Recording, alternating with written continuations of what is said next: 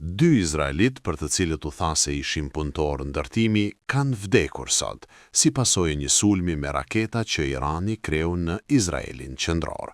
Ata raportohet të kenë qenë rreth 40 vjeç.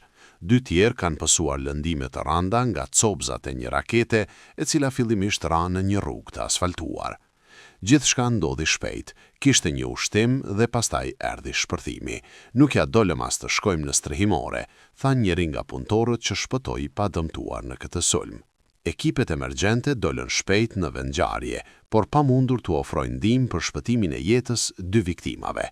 Ishte sulm direkt në punishte, një njeri vdiq menjëherë e tjetri u evakua në gjendje serioze dhe jo stabile, tha një mjek.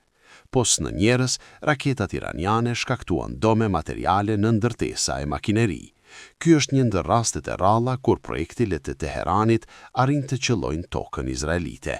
Kjo pasi shumica nga ta, qofshin raketa apo dron, shkatrohen nga mburoja e hekurt, sistem ky mbrojtës ajror që e ka Izraeli.